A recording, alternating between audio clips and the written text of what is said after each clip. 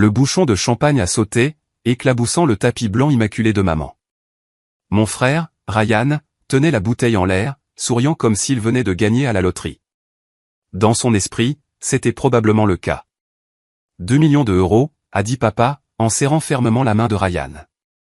Mon fils, tu as sauvé cette entreprise de la faillite. Quelle brillante négociation, a dit maman, en s'épongeant les yeux de manière théâtrale. Mon brillant garçon, qui sait toujours exactement quoi faire. J'étais assise sur le canapé, dans un coin du salon, l'ordinateur portable en équilibre sur mes genoux, faisant semblant de travailler sur les projections trimestrielles qu'il n'avait jamais demandé à voir. Ces projections montraient que Palmer Industries n'était pas du tout en faillite. En réalité, l'entreprise était positionnée pour connaître sa meilleure année en 23 ans d'existence. Emma, ne vas-tu pas féliciter ton frère? La voix de maman avait cette pointe d'agacement, celle qui signifiait que je ne jouais pas mon rôle de petite sœur solidaire. Félicitations, Ryan, ai-je dit d'un ton neutre, sans lever les yeux de mon écran. Ne sois pas si enthousiaste, a ri Ryan, en se servant une autre coupe de champagne. Je sais que tu t'inquiètes pour ton petit boulot de comptable, mais ne stresse pas. Je suis sûr que les nouveaux propriétaires te garderont. Tu es une main-d'œuvre bon marché. Ma sœur, Nicole, a gloussé depuis le fauteuil où elle était avachie. À 26 ans, elle n'avait jamais travaillé un seul jour de sa vie, vivant des honoraires de consultation que papa lui versait, pour se présenter occasionnellement aux événements de l'entreprise. Emma, tu devrais remercier Ryan. Cette entreprise coulait. Maintenant, au moins, tu auras une indemnité de départ avant qu'elle ne s'effondre complètement. J'ai sauvegardé ma feuille de calcul et j'ai fermé mon ordinateur portable. L'entreprise ne coule pas, Emma, ma chérie, a dit papa, avec ce ton condescendant qu'il avait perfectionné au cours de mes 28 ans. Je sais que tu travailles dur à la comptabilité, mais tu n'as pas la vue d'ensemble. Le marché se contracte. Nos concurrents nous font une concurrence déloyale, et nos marges se réduisent. Ryan a fait le bon choix. Nos marges se réduisent parce que Ryan a approuvé une baisse de prix générale de 15%, sans analyser la structure des coûts. Et nos concurrents ne nous font pas de concurrence déloyale. C'est nous qui nous sabotons. Ryan a levé les yeux au ciel. Tu vois, c'est pour ça que tu travailles dans les bureaux, Emma. Tu penses que tout est une question de chiffres. Les affaires, c'est une question d'instinct, de vision. Quelque chose que tu n'as jamais eu. La vision, ai-je répété. C'est comme ça que tu appelles le fait de vendre une entreprise rentable pour 30% de moins que sa valeur? Le groupe Hendrix a offert 2 millions, a élevé la voix Ryan.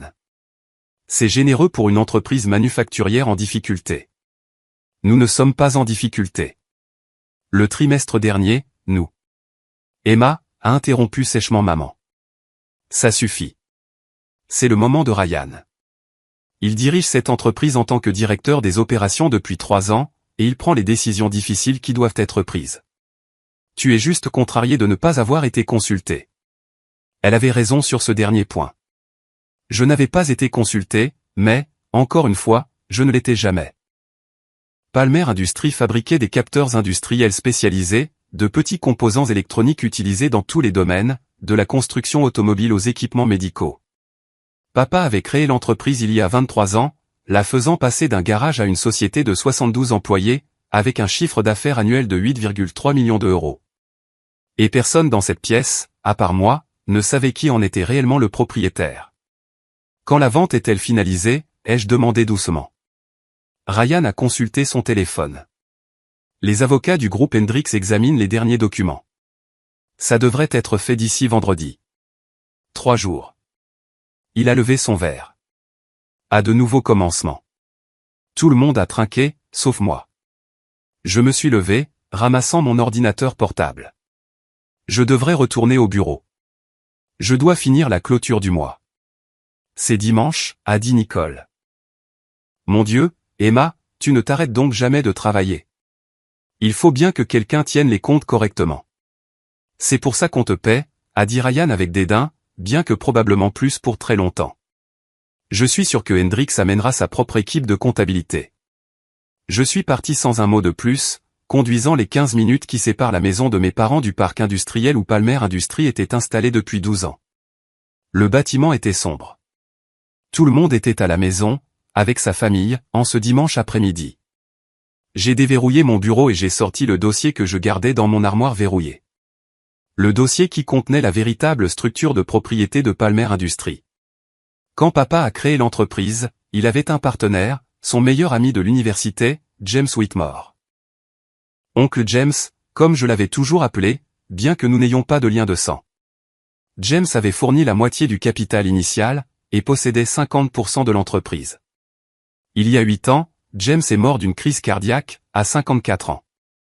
Il ne s'était jamais marié, n'avait pas d'enfant. Son testament léguait la totalité de sa participation de 50% dans Palmer Industries à moi, la filleule qu'il avait guidée depuis mon enfance. La jeune fille calme et studieuse qui avait passé des week-ends chez lui, à apprendre les affaires, la finance, et l'investissement, pendant que mes frères et sœurs faisaient la fête, et que mes parents louaient le leadership naturel de Ryan.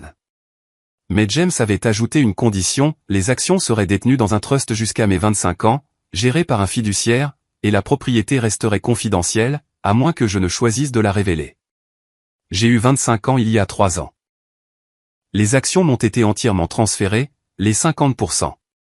Et je n'ai jamais rien dit. Mais je ne me suis pas arrêté là. Il y a 2 ans, j'ai approché la famille Wilson. Gerald Wilson avait été l'un des premiers investisseurs de papa, détenant 21% des actions de la société. Lorsque la santé de Gerald a décliné, et que son fils a voulu liquider les actifs pour régler la succession, j'ai acheté la totalité de sa participation. Par le biais d'une SARL soigneusement structurée, qui n'était pas évidemment liée à moi, j'ai acquis 21% supplémentaires. Cela me donnait 71% de Palmer Industries, et personne ne le savait. Papa détenait 23%, Ryan avait reçu 4% lorsqu'il est devenu directeur des opérations. Nicole avait 2%, grâce à une prime de performance qu'elle n'avait rien fait pour mériter. Maman ne détenait rien. Papa n'avait jamais cru aux femmes en tant que chef d'entreprise, ce qui rendait la situation actuelle particulièrement ironique. J'étais l'actionnaire majoritaire de l'entreprise que j'avais passé 5 ans à les regarder mal gérer. Et vendredi, il prévoyait de la vendre, sans mon approbation. J'ai ouvert mes vrais dossiers financiers, ceux que je ne montrais ni à Ryan ni à papa, ceux qui montraient la position réelle de Palmer Industries. Le chiffre d'affaires était en hausse de 18% d'une année sur l'autre. Notre nouvelle gamme de capteurs, celle que j'avais aidé l'équipe d'ingénierie à développer, gagnait une part de marché significative. Nous avions 3 contrats majeurs en attente, qui porteraient le chiffre d'affaires annuel à plus de 12 millions d'euros en 18 mois. Nos marges bénéficiaires, avant les stupides baisses de prix de Ryan, grimpaient régulièrement. Le groupe Hendrix n'offrait pas 2 millions d'euros par générosité. Ils l'offraient parce qu'ils avaient vu notre réel potentiel, et savaient que Ryan était un idiot qui sous-évaluerait sa propre entreprise. Et dans 3 jours, ils pensaient la posséder. Mon téléphone a vibré. Un texto de Ryan, au fait, papa veut que tu prépares un dossier de divulgation financière complet pour Hendrix, d'ici mercredi. Tout. N'oublie rien. J'ai souri à mon écran et j'ai répondu, bien sûr. Lundi matin, je suis arrivé au bureau à 6 heures, comme d'habitude. À 7 heures, j'avais terminé le véritable dossier financier, avec les vrais chiffres qui montraient exactement la valeur de Palmer Industries. Je l'ai sauvegardé dans mes fichiers personnels cryptés. Ensuite, j'ai créé le dossier que Ryan avait demandé. Celui qui montrait la version de la réalité en laquelle il croyait, des marges en baisse, une part de marché qui se rétrécit, une concurrence croissante. Je n'ai pas menti. J'ai simplement mis en évidence chaque tendance négative, et minimisé chaque tendance positive. S'ils voulaient voir une entreprise en faillite, je leur montrerai exactement cela. Ryan est arrivé à 9 heures, se pavanant avec son café comme s'il était chez lui. Techniquement, il en possédait 4% au-dessus à ce dossier financier, a-t-il demandé en s'appuyant contre le cadre de ma porte. Presque terminé. Je te le donnerai d'ici midi. Super. Assure-toi qu'il soit complet. Nous voulons que Hendrix voie que nous sommes transparents. Oh, il sera très complet. Il est parti, et je me suis remise au travail. À 11 heures, papa m'a appelé dans son bureau. Emma, je veux te parler de la transition. Je me suis assise en face de son bureau. Le bureau était décoré de photos de Ryan et Nicole, de prix que l'entreprise avait remportés, de reconnaissance de l'industrie. Pas une seule photo de moi. Le groupe Hendrix va amener sa propre équipe de direction, a poursuivi papa. Cela signifie que Ryan quittera son poste de directeur des opérations.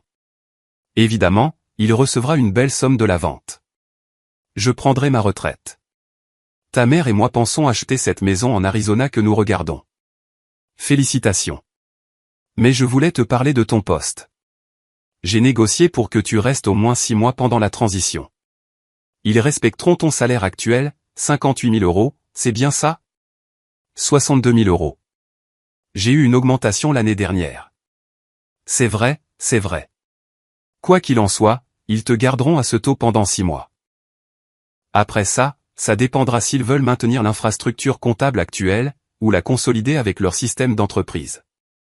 Donc, j'ai 6 mois, puis je serai probablement au chômage. Eh bien, tu es doué dans ce que tu fais. Tu trouveras un autre poste de comptable quelque part. Et vois les choses comme ça, tu auras enfin la chance d'explorer d'autres opportunités.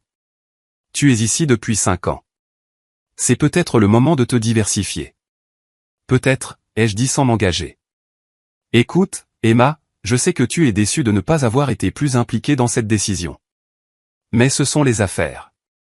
Ryan a été formé au leadership depuis son plus jeune âge. Il comprend les aspects stratégiques auxquels tu n'as tout simplement pas été exposé. Parce que vous ne m'avez jamais donné cette exposition. Papa s'est agité, mal à l'aise. Tu as choisi la comptabilité.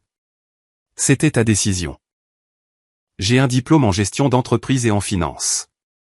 J'ai pris le poste de comptable parce que c'était le seul que vous vouliez bien me donner.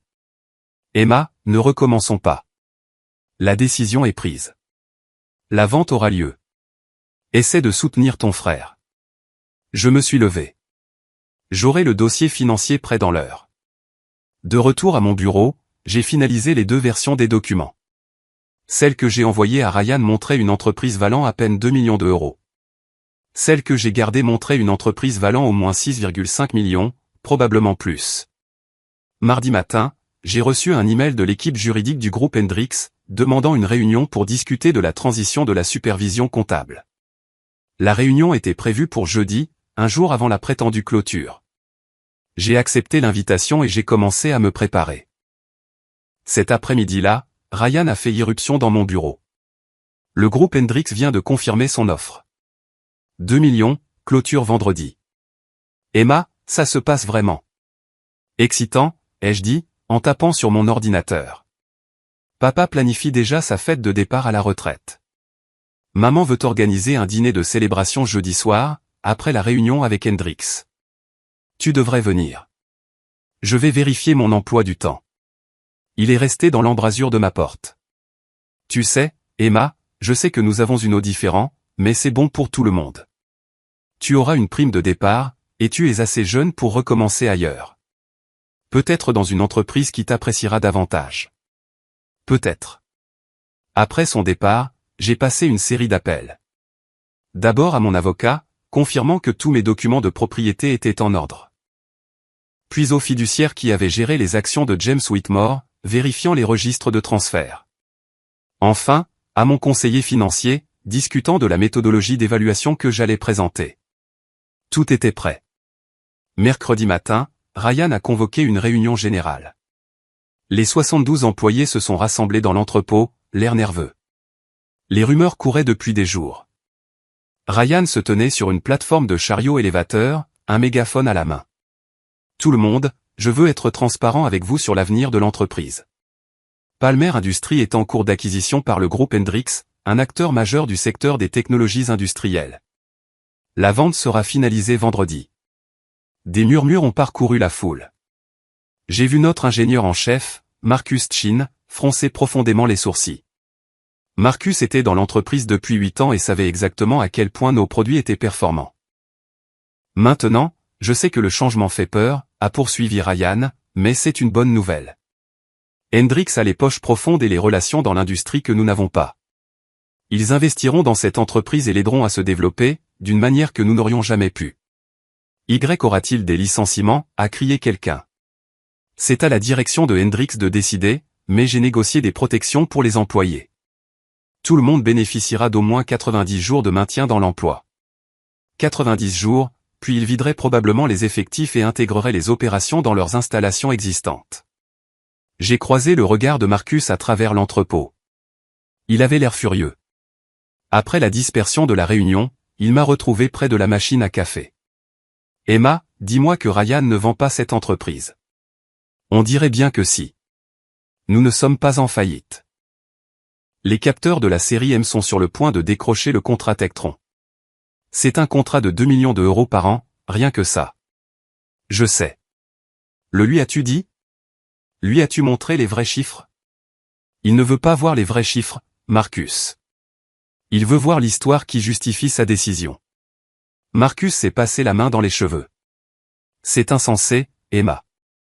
Tu dois faire quelque chose. Comme quoi? Je ne suis qu'une comptable, tu te souviens. Il m'a regardé fixement. Tu es plus que ça. Tout le monde ici le sait. Tu es la seule qui comprend vraiment cette entreprise. Pas selon Ryan. Alors, Ryan est un idiot. Marcus a baissé la voix. Y a-t-il quelque chose que tu puisses faire pour arrêter ça? J'ai pris une gorgée de mon café. Viens au bureau jeudi après-midi, vers 15 heures. Tu voudras peut-être voir ce qui va se passer. Jeudi matin, je me suis habillé avec soin. Un tailleur professionnel, peu de bijoux, les cheveux tirés en arrière. J'avais l'air de quelqu'un de sérieux. La réunion avec le groupe Hendrix était prévue pour 14 heures. À 13h30, je suis entré dans la salle de conférence où Ryan s'était déjà installé. Il avait amené papa, maman et Nicole. Toute la troupe familiale. Emma, tu es en avance, a dit Ryan. On n'a pas besoin de toi avant que l'équipe de Hendrix ait des questions sur les finances. En fait, j'ai besoin d'être là depuis le début. C'est une discussion stratégique, bien au-dessus de ton niveau de salaire. J'insiste. Papa a froncé les sourcils.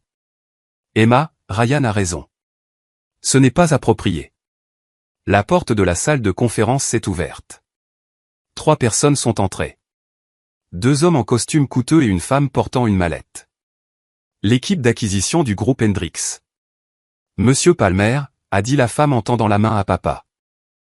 Je suis Catherine Hendrix. Nous nous sommes parlé au téléphone. Mademoiselle Hendrix, un plaisir de vous rencontrer en personne. Papa lui a serré la main chaleureusement. Voici mon fils, Ryan, notre directeur des opérations, et son équipe. Les yeux de Catherine ont balayé la pièce, se posant sur moi. Et vous êtes? Emma Palmer, responsable de l'analyse financière. Comptable, a rapidement corrigé Ryan. Elle prépare nos états financiers. Entre autres choses, ai-je dit doucement. Nous nous sommes tous assis. Catherine a ouvert sa mallette et a sorti une pile de documents. Allons droit au but. Nous avons examiné les informations financières fournies par Monsieur Ryan Palmer. Sur la base de ces chiffres, notre offre de 2 millions d'euros pour 100% des actions de Palmer Industries est juste et généreuse.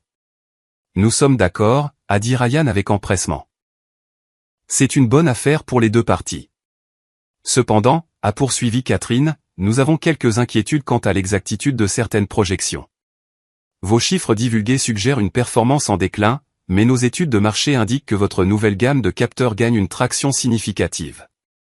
Ryan s'est agité, mal à l'aise. Eh bien, il y a toujours une certaine incertitude dans les projections.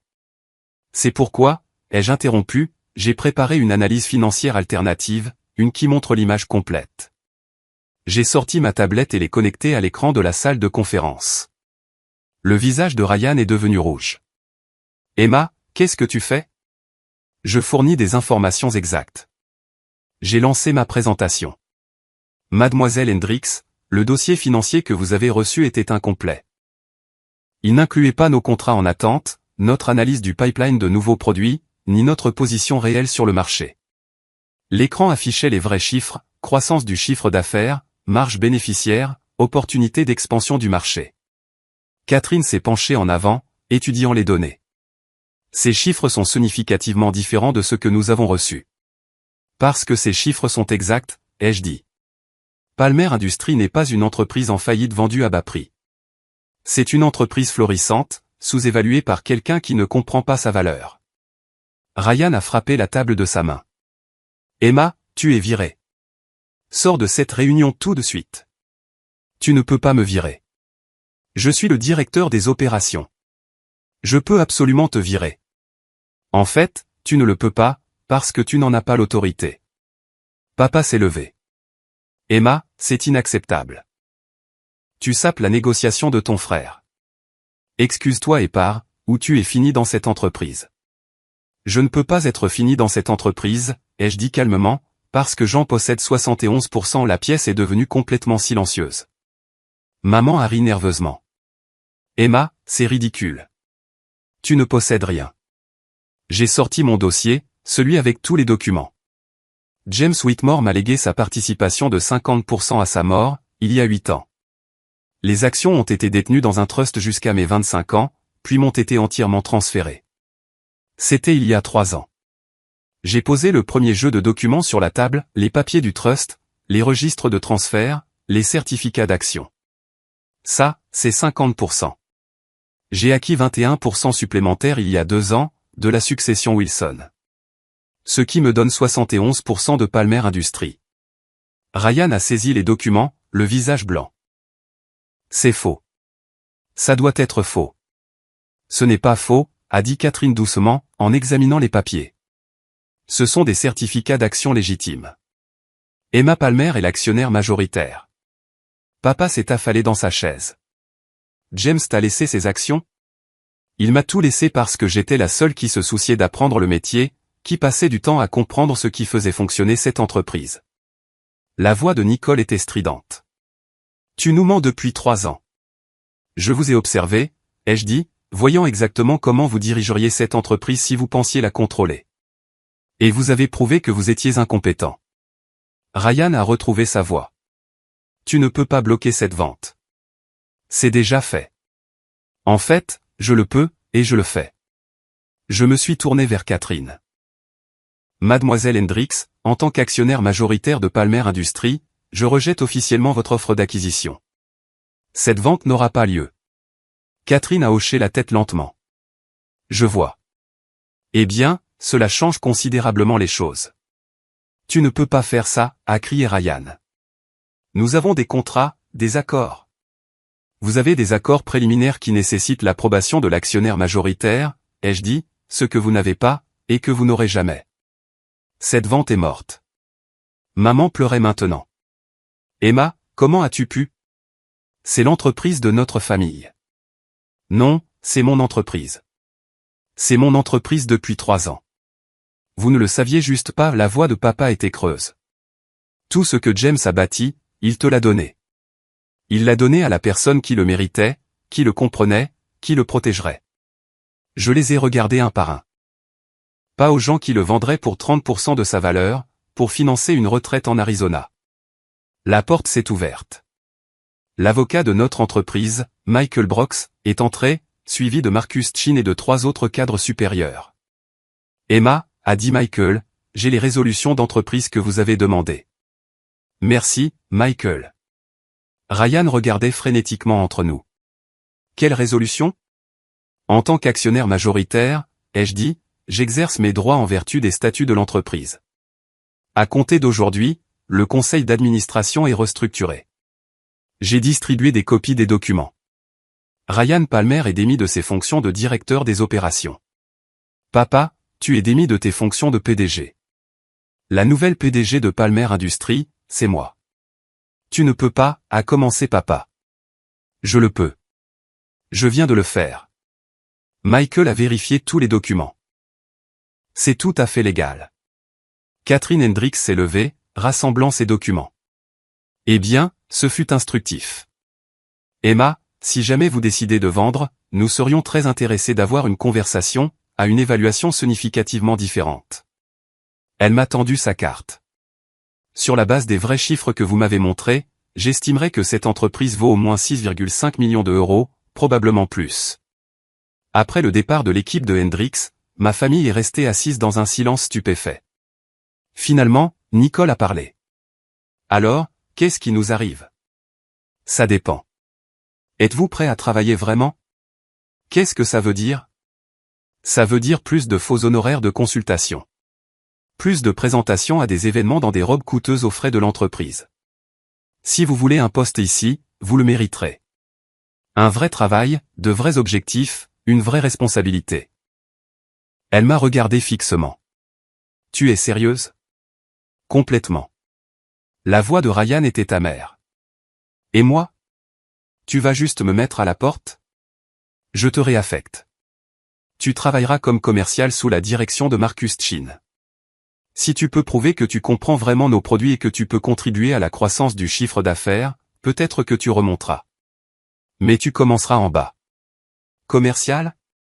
Je suis le directeur des opérations. Tu étais le directeur des opérations. Maintenant, tu es au chômage, à moins que tu n'acceptes le poste que je t'offre. Papa a finalement parlé, sa voix fatiguée. Emma, qu'attends-tu de nous? Je veux que vous acceptiez la réalité. Cette entreprise est à moi. Elle est à moi depuis 3 ans. J'ai passé ce temps à vous regarder la mal gérer, prendre de mauvaises décisions, et me traiter comme si j'étais sans valeur. Ça se termine aujourd'hui. Nous ne t'avons jamais traité comme si tu étais sans valeur, a protesté faiblement maman. Vous m'avez appelé comptable alors que j'ai un diplôme en commerce. Vous avez donné à Nicole de faux emplois pendant que je travaillais 60 heures par semaine pour une fraction de ce que je valais. Vous avez loué l'instinct de Ryan tout en ignorant mes analyses réelles. Vous étiez en train de vendre cette entreprise sans même me consulter. Marcus s'est éclairci la gorge. Pour ce que ça vaut, Emma a été la seule personne à faire tourner cette entreprise efficacement depuis des années. Nous le savions tous. Ryan s'est tourné vers lui. Tu es viré. Ryan, ai-je dit doucement, tu n'as plus cette autorité. Marcus est promu vice-président des opérations. Il l'a mérité. La réunion a sombré dans le chaos après ça. Ryan est sorti en trombe. Nicole est partie en pleurant. Maman l'a suivi, me lançant des regards blessés. Papa est resté assis seul à la table de conférence pendant un long moment, après que tout le monde soit parti. Finalement, il s'est levé. Ta mère et moi devons parler. Il n'y a rien à discuter. La décision est prise. Emma, nous sommes tes parents. Vous êtes les personnes qui m'ont adopté après la mort de mes parents biologiques. Et je vous en suis reconnaissante. Mais vous ne m'avez jamais traité comme une vraie membre de la famille, pas comme vous avez traité Ryan et Nicole. Il est parti sans un mot de plus.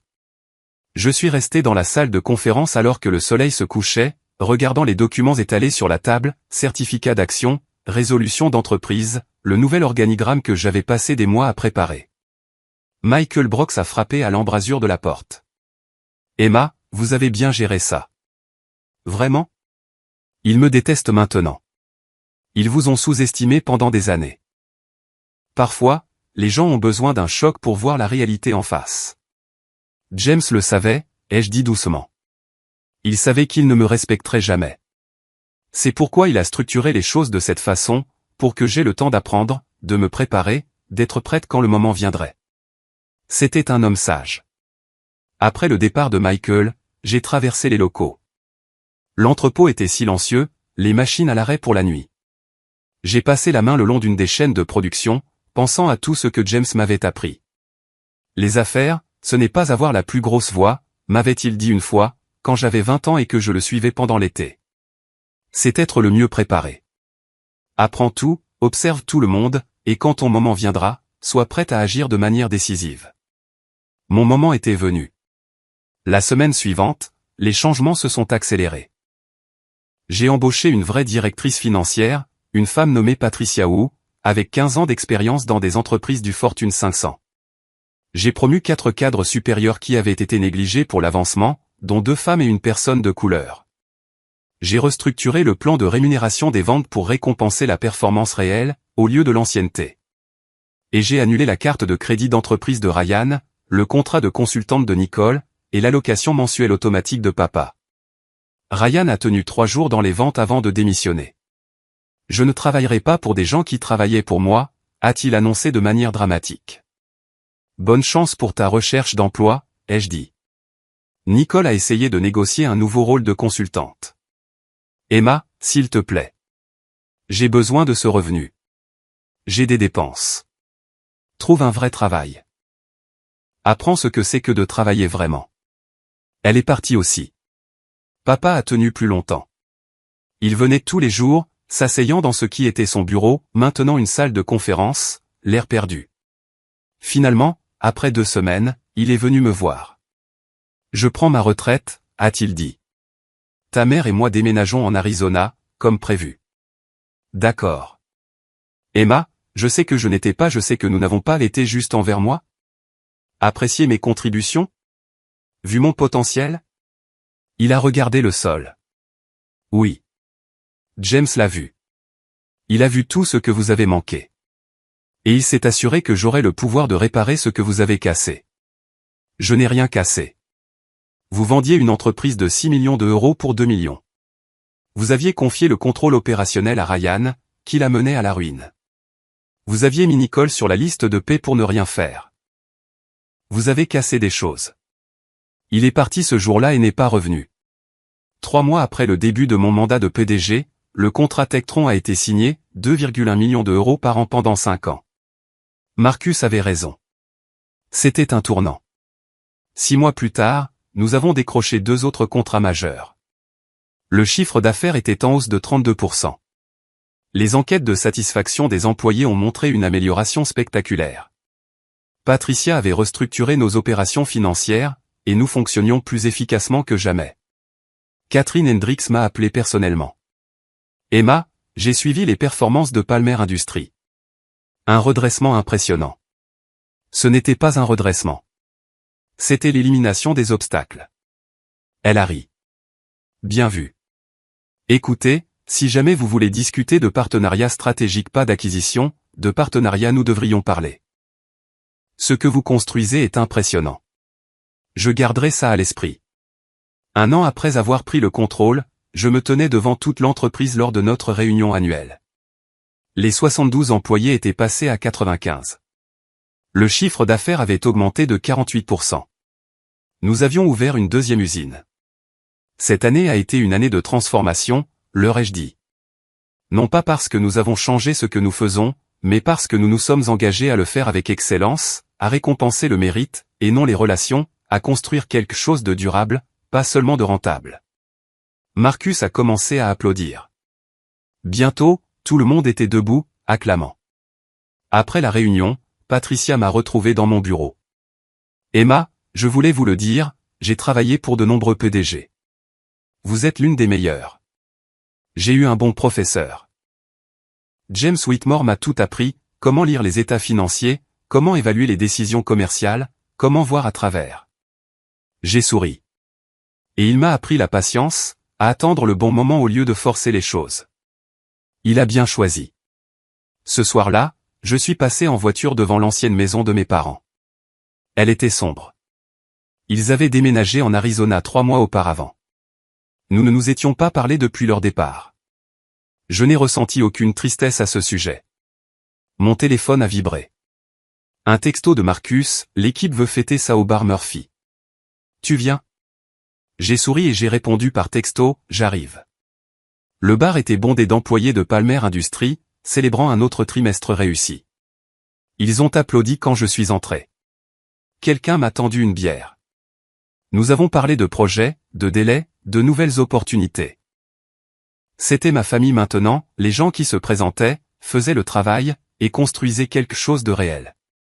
Plus tard dans la nuit, seul dans mon appartement, j'ai sorti la lettre que James avait laissée avec son testament. Je l'avais lue 100 fois, mais je l'ai relue. Emma, si tu lis ceci, je suis parti.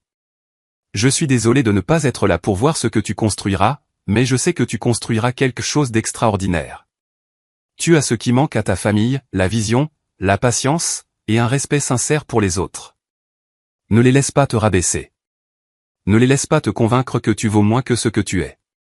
Quand le moment viendra, prends ce qui t'appartient et montre-leur à quoi ressemble un vrai leadership. Avec toute mon affection, oncle James. J'ai soigneusement plié la lettre et je l'ai remise dans son cadre, sur mon mur.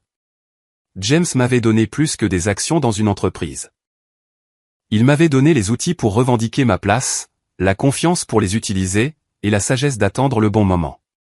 Ryan avait essayé de vendre notre entreprise pour 2 millions d'euros. Il ne savait pas que j'étais l'actionnaire majoritaire silencieuse. Maintenant, il le savait. Maintenant, tout le monde le savait. Et Palmer Industries, sous ma direction, valait plus que quiconque ne l'avait imaginé. Non pas à cause d'une transformation spectaculaire ou d'une stratégie brillante, mais simplement parce que j'avais écarté les personnes qui la freinaient, et laisser les employés talentueux, qui étaient là depuis le début, faire enfin leur travail. Une entreprise familiale, avait toujours dit Ryan, c'est pour la famille. Il avait raison. Il leur a juste fallu la perdre pour comprendre qui était la vraie famille. 2 ans plus tard, le siège de Palmer Industries avait déménagé dans des locaux plus grands, 140 employés, un chiffre d'affaires annuel de 14,3 millions d'euros, 3 brevets majeurs en attente, et une reconnaissance de l'industrie comme l'une des entreprises manufacturières à la croissance la plus rapide de la région. Catherine Hendricks et moi avions formé un partenariat stratégique, pas une acquisition, mais une collaboration qui profitait aux 2 entreprises. Marcus Chin était maintenant directeur des opérations, le poste que Ryan avait si mal occupé. Patricia Wu nous avait aidé à entrer en bourse, avec une introduction qui valorisait l'entreprise à 22 millions d'euros. Je possédais toujours 51%, mais les 49% restants étaient répartis entre les employés, les investisseurs, et les partenaires qui avaient mérité leur part. Mon téléphone a sonné, un numéro inconnu. J'ai failli ne pas répondre, mais quelque chose m'a poussé à décrocher. Emma, c'est papa. Je ne lui avais pas parlé depuis 18 mois. Bonjour. Je voulais appeler pour savoir comment tu vas. Je vais bien. L'entreprise est florissante. J'ai vu les nouvelles concernant votre introduction en bourse. Une valorisation de 22 millions d'euros. C'est incroyable. C'est ce que l'entreprise a toujours valu. Vous ne pouviez juste pas le voir. Il est resté silencieux un long moment. J'ai eu tort, Emma. Surtout. La façon dont nous t'avons traité, les décisions que j'ai prises en vendant à Hendricks, tout. J'ai eu tort. Oui, vous avez eu tort. Y a-t-il une chance? Pourrions-nous parler? Peut-être dîner. J'ai regardé la photo sur mon bureau, oncle James et moi à ma remise de diplôme, tous les 2 souriants. Il avait cru en moi quand personne d'autre ne le faisait. Peut-être un jour, ai-je dit, mais pas encore. Je comprends. Emma, je veux que tu saches, je suis fier de toi. De ce que tu as bâti, de ce que tu es devenu. James a eu raison de te faire confiance avec ses actions. Il m'a fait confiance parce que je l'ai mérité. C'est la différence entre nous, papa. Vous pensiez que la famille signifiait une loyauté automatique. James a compris que la famille, c'est quelque chose que l'on construit, par le respect et la confiance. Après avoir raccroché, je suis retourné aux projections trimestrielles sur mon écran. Croissance forte, fondamentaux solides, expansion durable. C'est ce qu'oncle James avait vu. Pas seulement une entreprise, mais un potentiel. Pas seulement des chiffres, mais des possibilités. Et il m'avait donné le pouvoir de le concrétiser. Mon frère avait essayé de vendre notre entreprise pour 2 millions d'euros. Maintenant, elle en valait 22 millions, et continuait de grimper. Il ne savait pas que j'étais l'actionnaire majoritaire silencieuse. Mais le silence, avais-je appris, est une forme de pouvoir. Et quand on parle, on s'assure que tout le monde écoute.